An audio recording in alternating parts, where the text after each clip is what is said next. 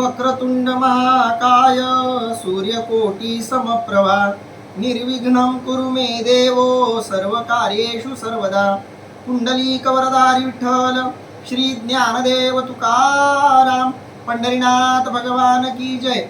माऊली ज्ञानेश्वर महाराज की जय. जगद्गुरु संत तुकाराम महाराज की जय. सब संतन की जय. माऊली महावैष्णव ज्ञानोबारायांच्या परमश्रेष्ठ अशा ज्ञानेश्वरी ग्रंथाचं चिंतन करत आपण श्रीमद भगवद्गीतेच्या 5व्या अध्यायातल्या भगवान श्रीकृष्ण परमात्म्याच्या 11व्या श्लोकापर्यंतचा टप्पा आणि 5व्या अध्यायातल्या ओवी क्रमांक 65 पर्यंतचा टप्पा पार पाडलाय. आज आपण पुढील ओव्यांचं निरूपण आणि चिंतन करूयात. आपण बघतोय की भगवान श्रीकृष्ण परमात्मा कर्माचं स्वरूप समजावून सांगत असताना कायिक कर्म, मानसिक कर्म आणि बौद्धिक कर्म अशा 3 प्रकारच्या कर्माचं वर्णन करतायत. आणि या 3ही प्रकारच्या कर्माच्या मुळामध्ये आत्मिकता, निष्कामता आणि सकामता या 2 प्रकारच्या भावना असू शकतात. या प्रकारचं निरूपण चिंतन माऊलींनी केलेलं आपण बघितलं. कर्म मूलतः 2 प्रकारचं असतं. भलेही ते कायिक, वाचिक, मानसिक अशा 3 स्तरांवरती घडत असतं. कर्म घडण्याचे हे 3 महत्वाचे स्तर आहेत. पहिला स्तर आहे कायिक, दुसरा स्तर आहे मानसिक आणि तिसरा स्तर आहे बौद्धिक स्वरूपाचा स्तर. जो मनुष्य शरीराला आलेला जीवात्मा आहे तो जेव्हा सामान्य स्तरावर जीवन जगत असतो, विशेषतः मनुष्येतर प्राणी जे आहेत ते सगळे शारीरिक पातळीवरचीच कर्म करत असतात.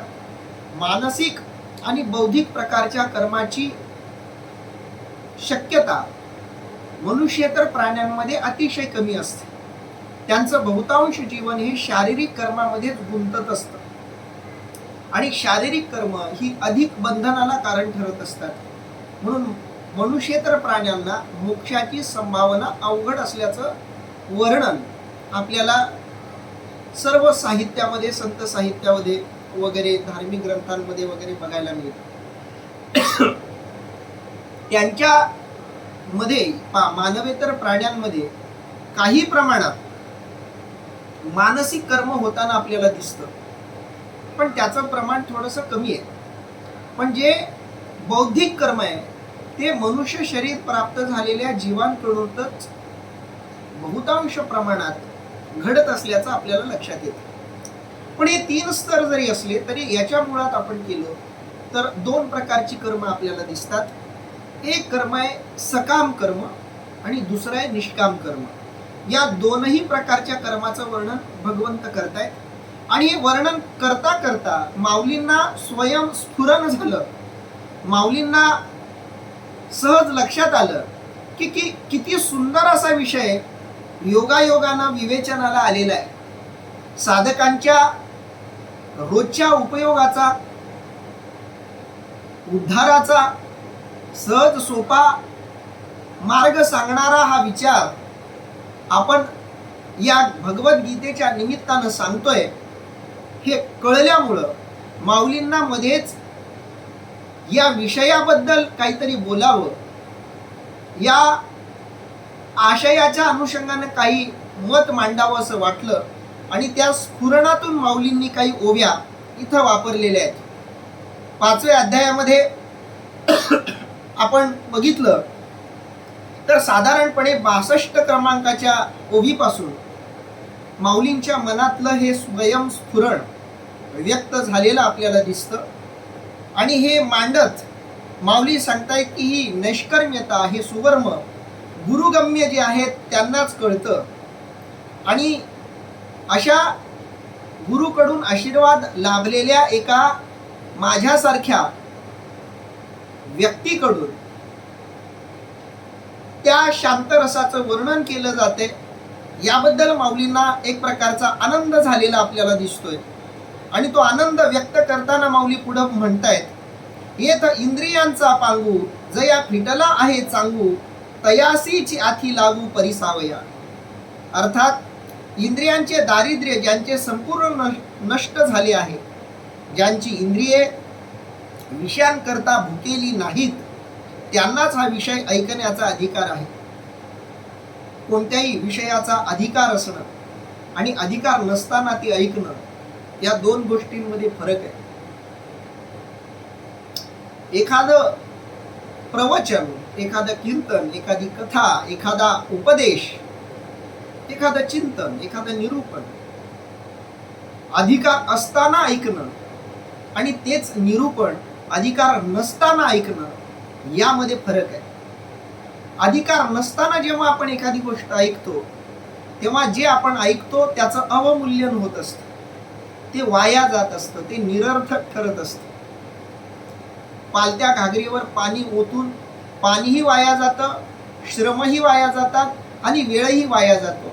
अगदी त्याप्रमाणे अनधिकारी व्यक्तीला केलेला उपदेश आणि अनधिकारी व्यक्तीला सांगितलेल्या गोष्टी ह्या वाया जात असतात.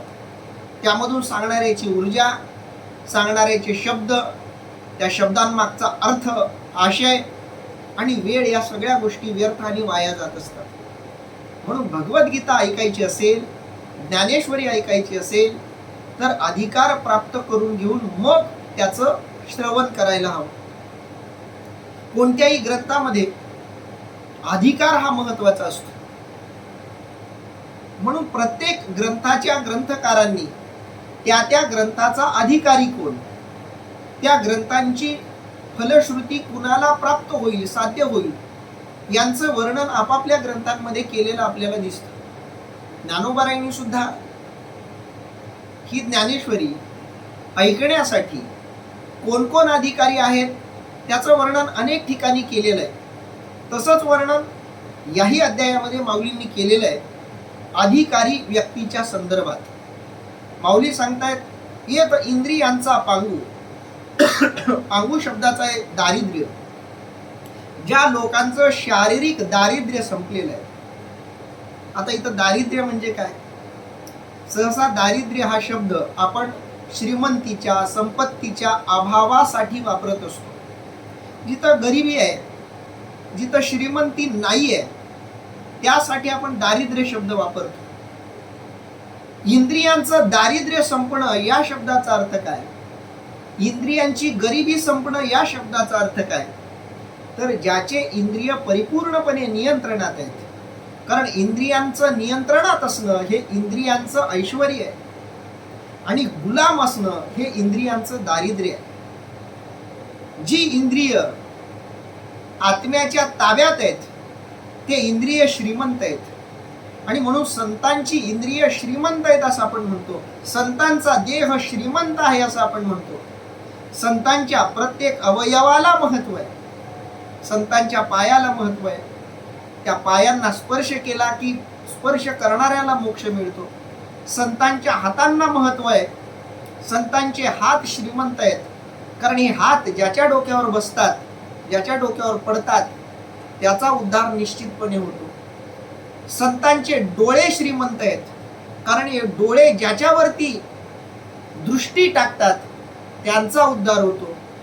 संतांचे कान पवित्र आहेत. कारण ज्यांचे शब्द संतांच्या कानावर पडतात, ते शब्द ज्यांच्या तोंडातून उच्चारले जातात, त्यांचा उद्धार ते निश्चितपणे करतात. संतांचं तोंड पवित्र आहे. कारण त्या तोंडातून, त्या मुखातून बाहेर पडणारे शब्द ज्याच्या कानावर पडतात, त्या ऐकणाऱ्यांचाही उद्धार निश्चितपणे होत असतो. संतांना खाऊ घालणाऱ्यांचा उद्धार होतो. संतांना पाणी पाजणाऱ्यांचा उद्धार होतो. संतांच्या अवयवाची कोणत्याही प्रकारे केलेली सेवा ही उद्धाराला कारण ठरते. ह्याचं महत्वाचं कारण हे आहे की संतांचे अवयव श्रीमंत आहेत. का?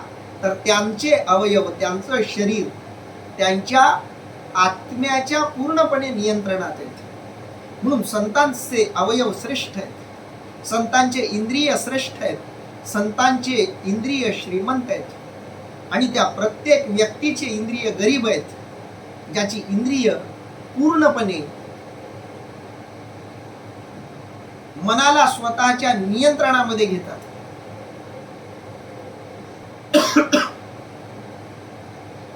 आपण प्रपंचामध्ये कुटुंबामध्ये सुद्धा एक व्याख्या करत असतो.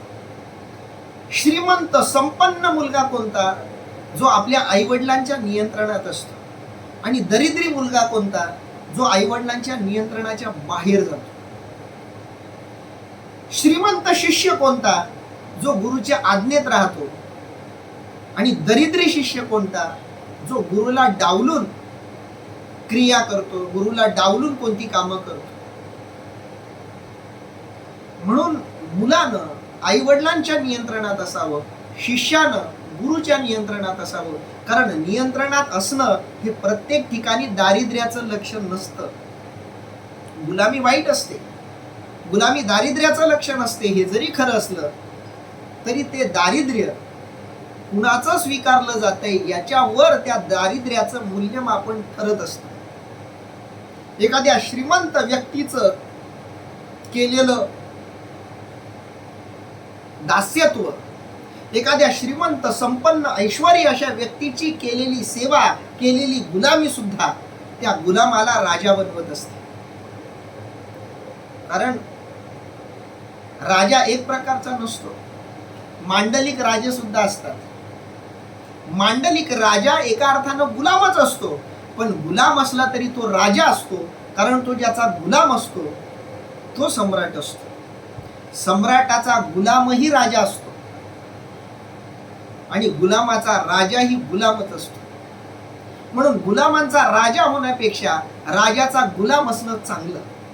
कारण गुलामांचा राजाही गुलामच असतो आणि राजाचा गुलामही राजा असतो. आणि म्हणून ज्याची इंद्रिय आत्म्याच्या नियंत्रणात आहेत ती इंद्रिय सुद्धा श्रीमंत आहेत, संपन्न आहेत. कारण ते दास्यत्व करतायत, गुलामी करतायत, पण आत्म्याची. जो आत्मा परमात्म्याचा अंश आहे, जो आत्मा ब्रह्मांड नायक आहे, ब्रह्मतत्व ज्याच्यामध्ये आहे, त्या ब्रह्मस्वरूप आत्म्याचं नियंत्रण इंद्रियांनी स्वीकारलंय. म्हणून ते इंद्रिय श्रीमंत आहेत. आणि जे इंद्रिय अनियंत्रित झालेले आहेत ते इंद्रिय दरिद्री आहेत. म्हणून माऊलींनी व्याख्या केलेली आहे, येत इंद्रियांचा पांगू. ज्या लोकांचं इंद्रियांचं दारिद्र्य संपलं, इंद्रियांनी आता स्वतःचा स्वैराचार थांबवलाय, स्वतःच्या विषय वासना थांबवल्यात, स्वतःचं महत्व कमी केलंय आणि सर्व सूत्र आत्म्याच्या हातामध्ये देऊन टाकली. असा जो देहावर विजय मिळवणारा पुरुष आहे, येत इंद्रियांचा पांगू जया फिटला आहे चांगू. चांगू शब्दाचा इथं दिलेला अर्थ आहे चांगल्या प्रकारे. इंद्रियांचं दारिद्र्य ज्यांचं चांगल्या प्रकारे फिटलेलं आहे. इंद्रिय संपन्न आहेत. डोळ्यामध्ये पाहण्याची ताकद आहे, कानामध्ये ऐकण्याची, नाकामध्ये श्वास घेण्याची, तोंडामध्ये बोलण्याची, शरीरामध्ये हालचाली करण्याची पूर्ण ताकद आहे. पण तरी सुद्धा एक संयम, एक नियमन, एक नियंत्रण ज्यांच्या जगण्यात आहे, माऊली त्यांचं वर्णन करतायत. जया फिटला आहे चांगू. शरीराबद्दलचं दारिद्र्य ज्याचं पूर्णपणे चांगल्या प्रकारे संपलेलं आहे. तयासीची आथी लागू परिसावया. लागू शब्दाचा अर्थ आहे अधिकार. तयासीची आथी लागू. ज्यांचं शरीरावर पूर्णपणे नियंत्रण प्रस्थापित झालेलं आहे, ज्यांची इंद्रिय नियंत्रणात आलेली आहेत, ज्यांनी इंद्रिय निग्रह केलेला आहे, इंद्रियांची गुलामी ज्यांनी टाकून दिलेली आहे, इंद्रिय ज्याची गुलाम झालेली आहेत, अशीच व्यक्ती तयासीची आथी लागू परिसावया. त्यांनाच हे ऐकण्याचा अधिकार आहे. आणि ज्यांना अधिकार नाही तेही ऐकू शकतात. स्वैराचारी, इंद्रियांचे गुलाम बनलेले, इंद्रिय सांगतात त्याप्रमाणे करणाऱ्या लोकांनाही ज्ञानेश्वरी ऐकता येते, पण ज्ञानेश्वरीचं फळ त्यांना मिळत नाही. कारण अधिकार नसताना कोणतीही गोष्ट करा, ती गोष्ट तुम्हाला फळ देत नाही. फळ तेव्हाच मिळतं जेव्हा अधिकार असतो.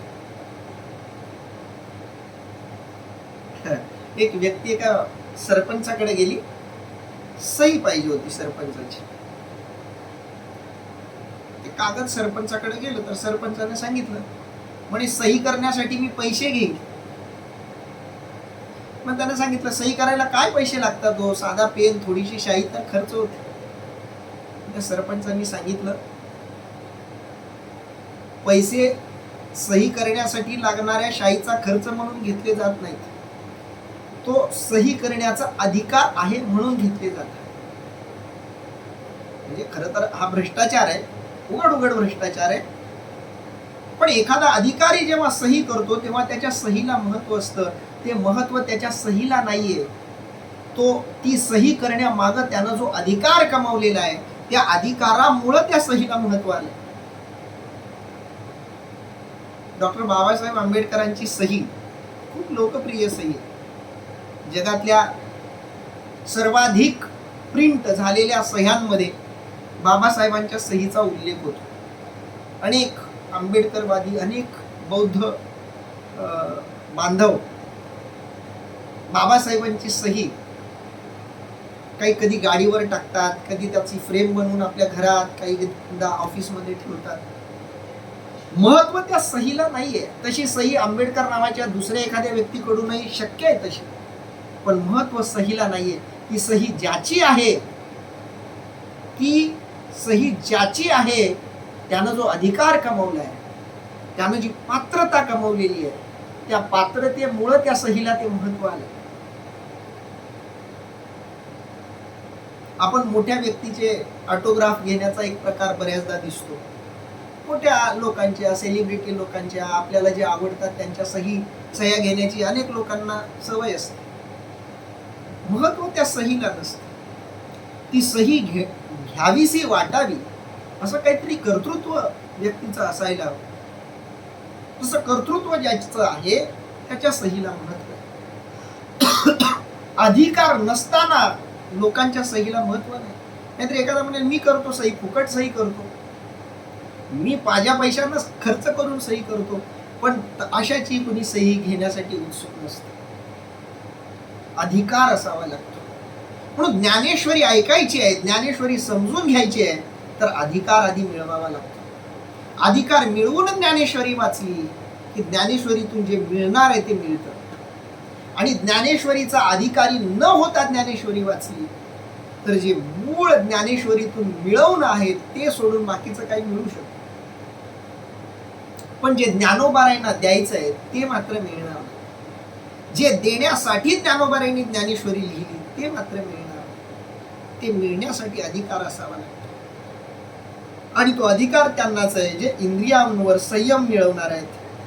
हा असो अतिप्रसंगू न संडीपा कथा लागू होईल श्लोक संगती भंगू म्हणून. अर्थात ज्ञानोबारायांचे हे बोलणे ऐकून श्रोते म्हणतात हे विषयांतर पुरे कर, कथेचा संबंध सोडू नको, कारण अशाने श्लोक संगती बिघडेल. आता थोडासा त्या ज्ञानोबाराय ज्ञानेश्वरी सांगतायत 13व्या शतकात. समोर ऐकणारे सगळे बसलेले आहेत. नेवासाच्या ठिकाणी ज्ञानेश्वरीची रचना होतीये आणि ज्ञानोबाराय मध्ये वर्णन करता करता मध्येच त्यांना थोडासा त्या विषयाबद्दल काहीतरी बोलावं असं आतून वाटतं आणि त्या काही प्रकारच्या ओव्या माऊलींच्या तोंडून बाहेर पडतात. पण श्रोते सांगतात की विषयांतर नको, त्यामुळं श्लोक संगती बिघडेल. हा असो अतिप्रसंगू. अतिप्रसंगू शब्दाचा अर्थ आहे विषयांतर. अशा बोलण्यामुळे विषयांतर होतंय. कारण कर्माचं वर्णन करत करत मध्ये ज्ञानेश्वरीचं, गीतेचं, या श्लोकांचं, या विषयाच्या विवेचनाचं विवेचन माऊली करायला लागतात. म्हणून श्रोते म्हणतात हे असो अतिप्रसंगू. हे विषयांतर आता थांबव. न संडीपा कथा लागू. जी कथा मूळ चालू आहे, जे ज्ञानेश्वरीचं मूळ निरूपण, भगवद्गीतेचं मूळ निरूपण चालू आहे, तो कथा लागू चालू असू द्या. होईल श्लोक संगती भंगू म्हणून या श्लोकांच्या निरूपणाची जी संगती लागलेली आहे, जी एक लय मिळालेली आहे, जी एक गती मिळालेली आहे, एक वातावरण निर्मिती जी झालेली आहे ज्ञानेश्वरी भगवद्गीता समजून घेण्याची, त्याच्यामध्ये खंड पडेल म्हणून तुम्ही विषयांतर करू नका असं सगळे श्रोते ज्ञानोबारायांना सांगायला लागले. जे मना आकळिता कुवाडे घागू सीता बुद्धी नातुडे ते दैवाचेनी सुरवाडे सांगवले तुझ. अर्थात जे मनाला आकलन होणे कठीण, खटपट करूनही बुद्धीला जे सापडत नाही ते तत्व दैव योगाने तुला सांगता आले. श्रोते म्हणायला लागलेत, अर्थात ज्ञानोबाराय म्हणायला, ज्ञानोबारायांचे गुरु निवृत्तीनाथ ज्ञानोबारायांना म्हणायला लागलेत, कारण ज्ञानोबारायांना हे म्हणण्याचा अधिकार श्रोत्यांमध्ये फक्त निवृत्तीनाथांना आहे. म्हणून निवृत्तीनाथ असं म्हणाले, जे मना आकळीता कुवाडे, कुवाडे शब्दाचा अर्थ आहे कठीण, मनाला जे कळणं अवघड आहे, ज्या विषयांचं, ज्या आशयाचं वर्णन भगवंत करतायत, ते विषय पचणं, ते विषय समजणं, त्यांचं आकलन होणं दुर्मिळ गोष्ट आहे, अवघड गोष्ट आहे, कठीण गोष्ट आहे. भगवंत जे सांगतायत ते समजणं अवघड आहे. जे मना आकळीता कुवाडे, जे मनाला आकलनात आणणं अवघड आहे, मनाला समजणं अवघड आहे, असा जो विषय आहे. घाघुसिता बुद्धी नातुडे, घाघुसिता म्हणजे खटपट करूनही, नातुडे म्हणजे सापडत नाही, खटपट करूनही जे सापडत नाही, प्रयत्न करूनही जे मिळत नाही, कळत नाही, वळत नाही. जीवनाची धन्यता ज्या तत्वज्ञानामध्ये दडलेली आहे, ते तत्वज्ञान समजायला भाग्य लागते. मुळात ते तत्वज्ञान कानावर ऐकायला मिळायला, वाचायला मिळायलाही भाग्य लागतं. ज्याचं ते भाग्य आहे त्याला ते वाचायला मिळतं, ज्याचं ते भाग्य आहे त्याला ते ऐकायला मिळतं. पण ऐकायला मिळालं म्हणजे समजतं असंही नाही, ते समजायला आणखी नशीब लागतं. घाघुसिता बुद्धी नातुडे, बुद्धी किती घासली तरी सुद्धा ते समजत नाही. खूप पुस्तकं वाचली म्हणून ज्ञानेश्वरी कळते असं नाही, समीक्षा कळते म्हणून ज्ञानेश्वरी कळते असंही नाही. ज्याचे त्याचे अधिकार वेगवेगळे आहेत. संतांच्या साहित्याचं अध्ययन आणि अध्यापन करण्यासाठी एक वेगळा अधिकार लागतो. केवळ इतर प्रकारचं साहित्य समजतं, कळतं, वळतं म्हणून संत साहित्यही कळेल, वळेल हा समज चुकीचा आहे. संत साहित्य कळायला वेगळा अधिकार लागतो, इतर प्रकारचं लेखन कळायला वेगळा अधिकार लागतो. त्या त्या क्षेत्राचा काही एक अनुभव, काही एक साधना, काही एक उपासना, काही एक अभ्यास, व्यासंग, त्या त्या क्षेत्राचा अनुभव, त्या त्या गोष्टीतले, त्या त्या विषयातले विषय कळायला, त्या त्या क्षेत्रातले विषय कळायला अभ्यास लागतो. म्हणून ज्ञानोबाराय सांगतायत, जे बुद्धीला घासूनही समजत नाही, तर्काच्याही पलीकडे जे विषय असतात ते बुद्धी घासूनही समजत नाही. भगवद्गीतेमध्ये असे विषय सांगितलेले आहेत. घाघुसिता बुद्धी नातुडे, ते दैवाचेनी सुरवाडे सांगवले तुझं. सुरवाडे म्हणजे अनुकूलतेने, जी गोष्ट बुद्धीला कळत नाही, जी गोष्ट मनाच्या आकलनात येत नाही, ती गोष्ट दैव बलवत्तर असल्यामुळं, प्रारब्ध अनुकूल असल्यामुळं, नशीब चांगलं असल्यामुळं सांगवले तुझं, तुझ्याकडून ते सांगवलं गेलं. जेवढं भाग्य ऐकायला लागतं तेवढंच भाग्य सांगायलाही लागतं. ज्ञानेश्वरीचं निरूपण करण्याचं भाग्य मिळायलाही सौभाग्य लागतं. बाकी इतरत्र विषयावर कित्येक वेळा लोक बोलतील, ते बोलण्यासाठी काही भाग्य लागत नाही, सौभाग्य लागत नाही. पण ज्ञानेश्वरीवर बोलता येण्याचा अधिकार, ज्ञानेश्वरीवर बोलता येण्याचं नशीब, ते मिळण्यासाठी मात्र सौभाग्य लागतं. ज्ञानोबारायांना निवृत्तीनाथ म्हणतायत, तुला ते भाग्य मिळालेलं आहे. ते दैवाचेनी सुरवाडे सांगवले तुझं, तुझ्याकडून ते सांगवलं गेलं, ऐकवलं गेलंय, तुझं नशीब चांगलंय म्हणून. जे शब्दातीत स्वभावे, ते बोलीची जरी फावे, तरी आणि की काय करावे कथा सांगे. अर्थात स्वभावतः जे शब्दांच्या पलीकडचे आहे ते जर बोलण्याने प्राप्त होते तर मग इतर खटपट काय कामाची. परंतु हे असो, आता कथा सांग. निवृत्तीनाथ ज्ञानोबारायांना काय म्हणाले पुढं, जे शब्दातीत स्वभावे, जे तू आता सांगायला लागलायस, ज्याचं तू निरूपण करतोयस, ते शब्दातीत आहे. मुळात अध्यात्म हे शब्दातीतच आहे. अध्यात्मामध्ये शब्दांचं कामच नाही. अध्यात्मामध्ये काम आहे अनुभवाच, संवेदनेच, जाणीवेच. अध्यात्म हे क्षेत्र जाणीवेच आहे, संवेदनेच आहे, अनुभवाचं क्षेत्र आहे. पण तरी सुद्धा इथं शब्द काम करतात. कारण शब्द ज्याच्याकडून वापरले जात आहेत तो जर अनुभव संपन्न असेल, त्याच्या आध्यात्मिक जाणीवा, संवेदना शिखरापर्यंत पोहोचले असतील. अध्यात्मातला सर्वात गूढ अनुभव ज्याला आलेला आहे, आत्मिक परमानंदानं ज्याच्या जाणीवा आणि संवेदना परिपूर्ण झालेल्या आहेत, अशा व्यक्तीच्या तोंडून निघालेले शब्दही त्या आत्मतत्वाची प्रचिती आणून देण्याची ताकद ठेवतात. म्हणून भलेही तुम्हाला देव कळला नसेल, पण ज्यांना देव कळलाय त्यांच्या शब्दांचा शोध घेत, शब्दांचा माग घेत तुम्ही देव कळवू शकता, देवाला मिळवू शकता, देवाबद्दलची जाणीव संवेदना जिवंत करू शकता. ही ताकद शब्दांमध्ये आहे. एरवी तर शब्द यादृच्छिक आहेत, योगायोग आहेत शब्द. म्हणजे अचा उच्चार असाच करायचा, अचं लिखाण असं विशिष्ट प्रकारेच करायचं, हे सगळं योगायोगानं ठरलंय. ज्यानं कुणी भाषा जन्माला घातली असेल, सगळ्यात आधी त्यांनी त्या त्या उच्चारासाठी, त्या त्या ध्वनीसाठी एक एक व्यंजन निश्चित केलं. कोणत्या ध्वनीला कोणतं व्यंजन द्यायचं हा एक योगायोग होता. योगायोगानं ते सगळं झालं. पण तो योगायोग, ती यादृच्छिकता ज्या पुरुषांकडून वापरात आणली जाते, उपयोगिली जाते, त्यांच्या तोंडातले शब्दही त्या अनुभूतीपर्यंत नेण्यासाठी समर्थ ठरतात. जे शब्दातीत स्वभाव आहे, जे शब्दांच्या पलीकडे आहे, स्वभावतः शब्दांच्या पलीकडचं जे आहे ते बोलीची जरी फावे, ते नुसत्या बोलण्यानं जरी मिळत असेल, फावे म्हणजे मिळणे, नुसत्या बोलण्यानं, बोलण्याच्या पलीकडे जे आहे ते मिळत असेल तरी अनेक काय करावे, कथा सांगणे. मग दुसरं कशाला काय बोलायचं, तेच बोलायचं ज्या बोलण्यातून तो सापडतो, जे बोलण्यातून तो कळतो, जे बोलण्यातून त्याची आठवण होते, जे बोलण्यातून त्याचं स्वरूप कळतं, तेच बोल. दुसरं काही बोलू नको, कथा सांगे, तू कथा सांग. हा अर्थी विशेषू श्रोतयांचा, जाणोनी दास निवृत्तीचा, म्हणे संवादू दोघांचा परिसोनी परिसा. याप्रमाणे श्रोत्यांची उत्कंठा पाहून निवृत्तीनाथांचे शिष्य ज्ञानेश्वर महाराज म्हणतात, श्री कृष्णार्जुनांच्या झालेल्या संवादाचे अनुसंधान ठेवून पुढे ऐका.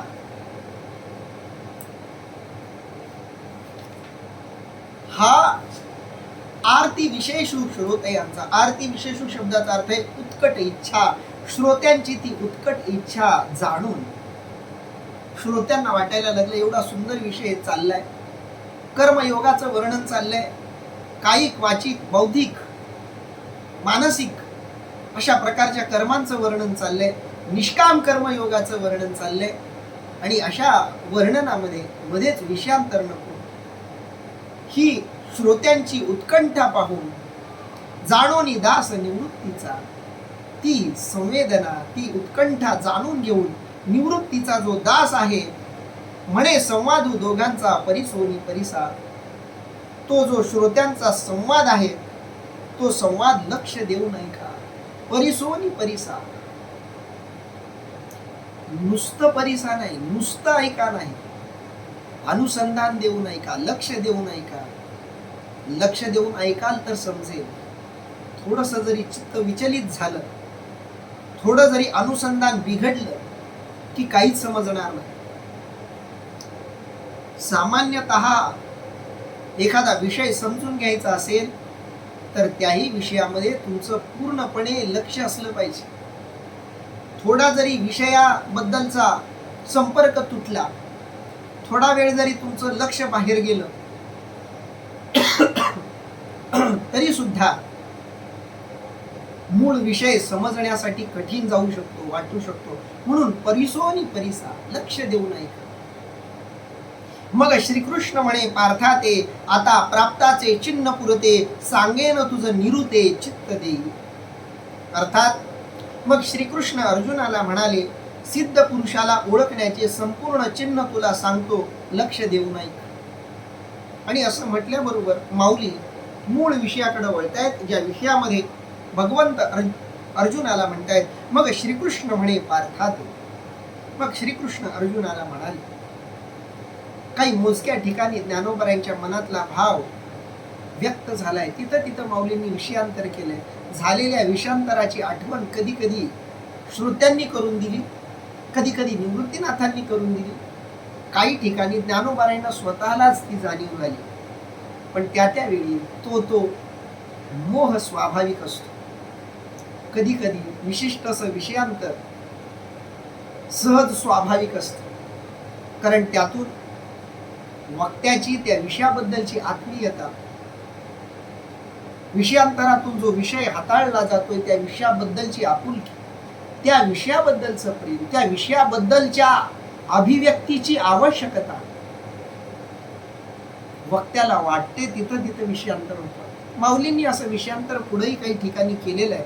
पण जेव्हा जाणीव झाली तेव्हा पुन्हा मूळ विषयाकडे माऊली येत आहेत आणि मग म्हणतात, मग श्रीकृष्ण म्हणे पार्था ते आता प्राप्ताचे चिन्ह पुरते. प्राप्ताचे म्हणजे सिद्ध पुरुषाचे.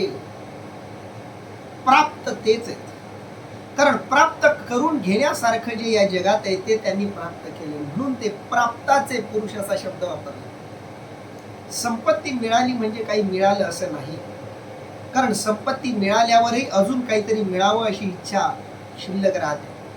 सत्ता मिळाली म्हणजे सगळं मिळालं असं नाही, कारण सत्ता मिळूनही अजून काहीतरी मिळावं अशी इच्छा अपेक्षा शिल्लक राहते. पण ज्याला परमात्मा मिळाला, ज्याला आत्मसाक्षात्कार झाला, ज्याला बोध झाला, ज्याला ज्ञान प्राप्ती झाली, त्याला आता दुसरं काही प्राप्त करण्याची इच्छा राहिली नाही. ना त्याला सत्तेत मोह असतो, ना त्याला संपत्तीत मोह असतो. त्याला आयुष्यात दुसरं काहीही नकोस असतं, काहीही त्याला मिळावं असं वाटत नाही. म्हणून तो खरा प्राप्तवान आहे. आणि म्हणून माऊली म्हणतायत, आता प्राप्ताचे चिन्ह पुरते. ज्याला काहीतरी मिळालंय असा सिद्ध पुरुष, त्याचं वर्णन सांगेन तुझं निरूते. त्या सिद्ध पुरुषाचं वर्णन मी आता करणार आहे. चित्त देई अर्जुना, लक्ष देऊ नये, मी आता त्यांचं वर्णन करतो असं भगवंत म्हणतायत. भगवंत त्या प्राप्त पुरुषांचं वर्णन करताना काय म्हणतायत ते बघूया. युक्त कर्म फलम त्यक्त्वा शांतिमाप्नोति नैष्ठिकीम अयुक्त कामकारेण फले सक्तो निबध्यते. अर्थात योगयुक्त पुरुष कर्मफलाचा त्याग करून मुक्तीला प्राप्त होतो व कर्मफलासक्त अयुक्त पुरुष बंधनाला प्राप्त होतो. इथं सकाम कर्म आणि निष्काम कर्म या दोन्ही कर्मांचं स्वरूप, या दोन्ही प्रकारचं कर्म करणारा जो आहे कर्ता त्याचा अधिकार, आणि या दोनही प्रकारच्या कर्त्यांना प्राप्त होणारी गती, या तीन गोष्टी भगवंतानं या श्लोकामध्ये सांगितल्या. पहिली गोष्ट, सकाम कर्म करणारा आणि निष्काम कर्म करणारा या दोघांनाही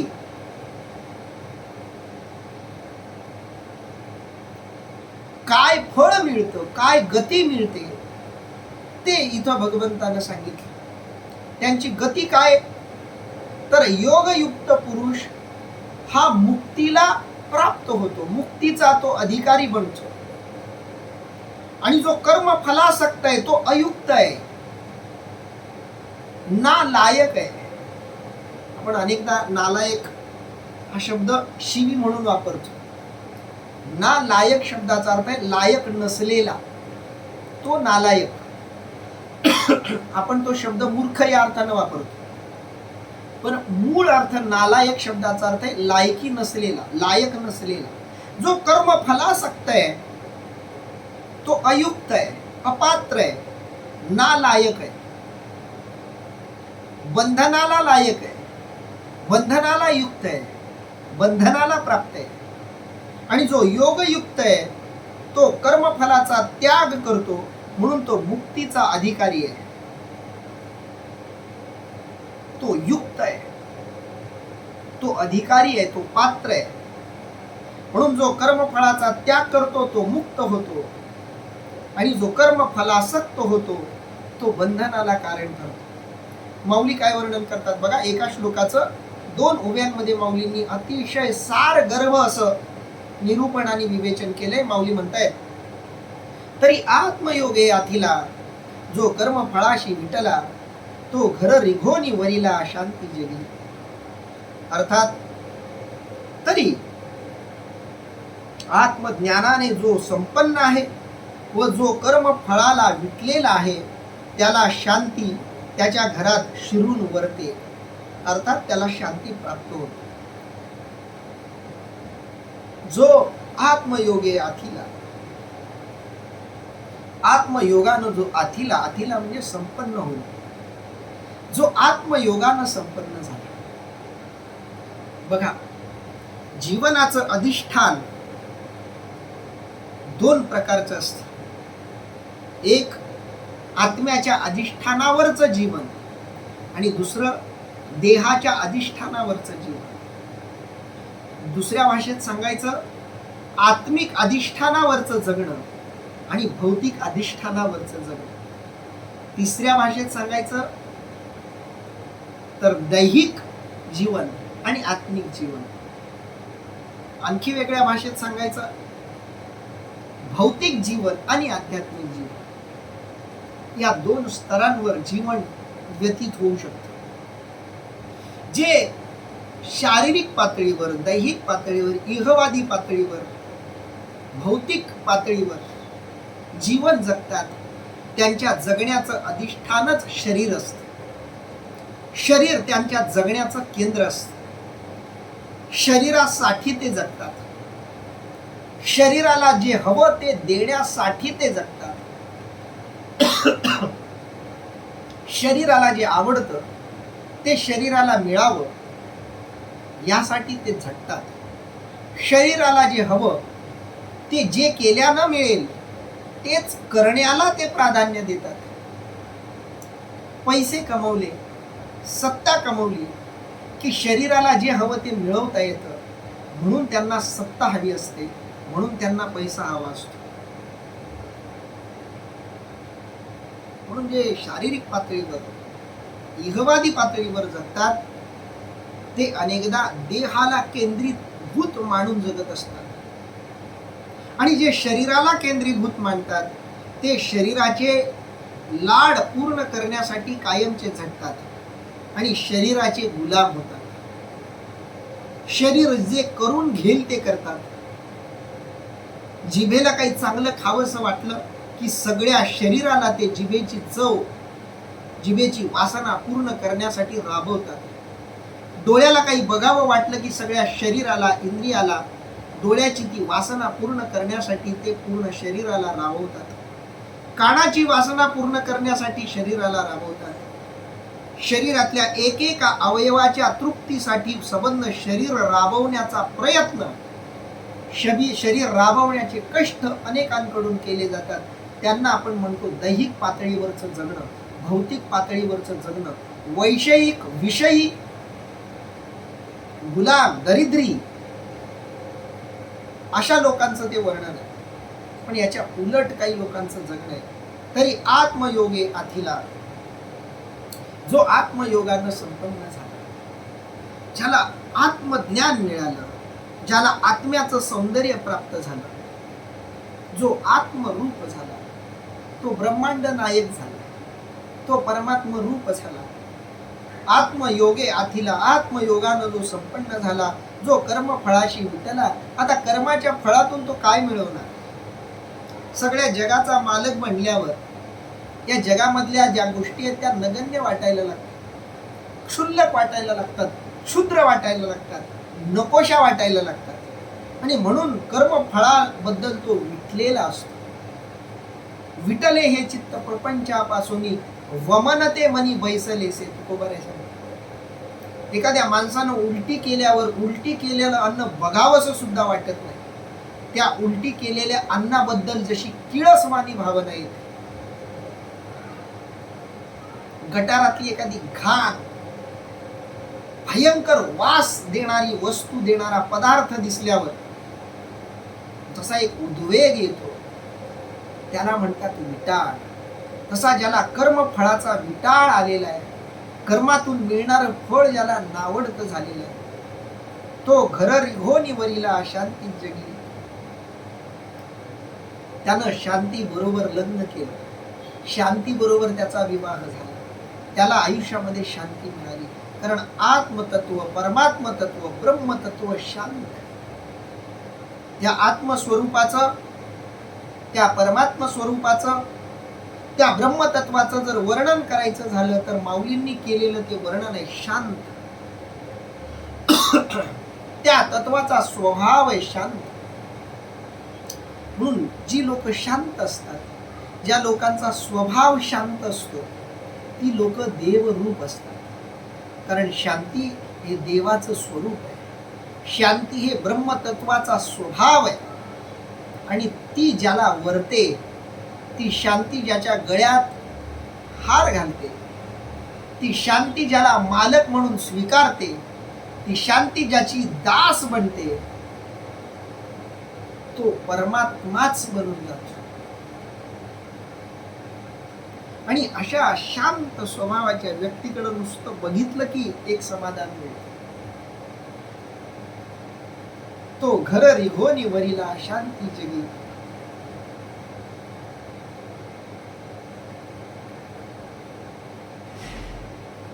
शांती त्याच्या घरात शिरून वरते असा अर्थ इथं दिलाय.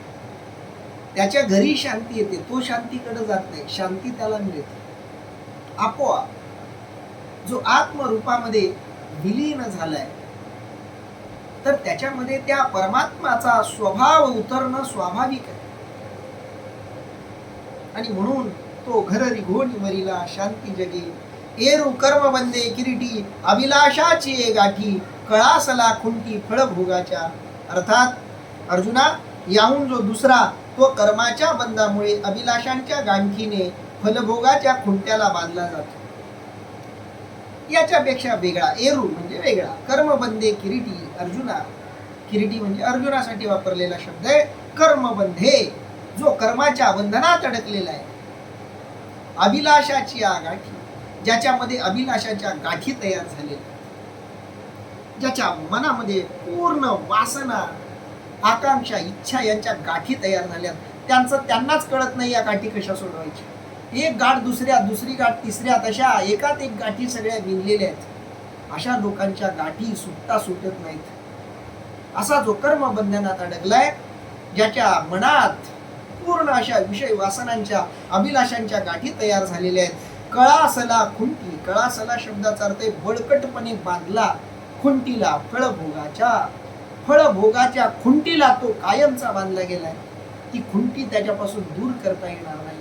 एका श्लोकामध्ये कर्ममुक्ताचं वर्णन केलं, दुसऱ्या पहिल्या ओवीमध्ये माऊलींनी कर्ममुक्ताचं वर्णन केलं, लगेच दुसऱ्या ओवीमध्ये कर्मबद्ध अशा पुरुषाचं वर्णन माऊलींनी केलं. पुढे भगवंत काय म्हणतायत बघा. सर्व कर्माणि मनसा संन्यस्यास्ते सुखम वशी नवद्वारे पुरे देही नैव कुर्वन्न कारयन. अर्थात जितेंद्रिय पुरुष सर्व कर्मांचा मनाने संन्यास करून नवद्वारांनी युक्त अशा शरीरात काहीही न करता व न करविता सुखाने स्वरूप स्थित राहतो. असा जो आत्मयोगी पुरुष आहे, जो जितेंद्रिय पुरुष आहे, ज्यानं इंद्रियावर विजय मिळवलेला आहे, तो मनाने संन्याशी होतो आणि शरीराच्या द्वारा जे नवद्वार आहेत, त्या नवद्वारांनी युक्त असलेल्या या शरीरामध्ये असूनही तो काहीही करत नाही आणि काहीही करवूनही घेत नाही. करवण्याची आणि करण्याची दोन्ही अभिलाषा त्याची पूर्णपणे संपली असते. माऊली काय वर्णन करतात बघा. जैसा फळाची हवे तैसे कर्म करी आघवे परी मग न किजेची येणे भावे उपेक्षी जो. अर्थात फलेच्छा धरून कर्म करणाऱ्याप्रमाणे तो सर्व कर्मे करतो, पण ते मी केलेच नाही अशा अकर्तृत्व बुद्धी. जो फळाची हवे म्हणजे इच्छा, फळाच्या इच्छेनं तैसा कर्म करी आघवे, सर्व प्रकारची कर्म तो करतो. करताना असं वाटतं की त्या कर्मातून काहीतरी मिळवण्याची त्याची इच्छा आहे. अशा भावनेनं, त्या प्रेरणेनं त्या उत्स्फूर्ततेनं, त्या ताकदीनं तो कर्म करतो.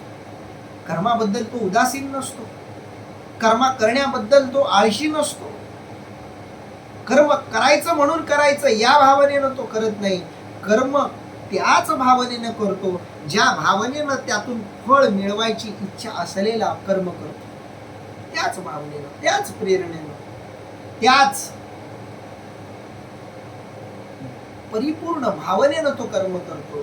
तैसे कर्म करी आघवे, मग मन कीजेची येणे भावे उपेक्षी जो. पण ते मी करतोय या भावनेची मात्र तो उपेक्षा करतो. हे कर्म मी करतोय ही भावना मात्र तो जवळ येऊ देत नाही. त्या भावाचा तो नेहमी तिरस्कार करतो, त्या भावनेची नेहमी तो उपेक्षा करतो. तो जयाकडे वासू पाहे, तेऊ ते सुखाची सृष्टी होय. तो म्हणे ते तर आहे महाबुद्ध. अर्थात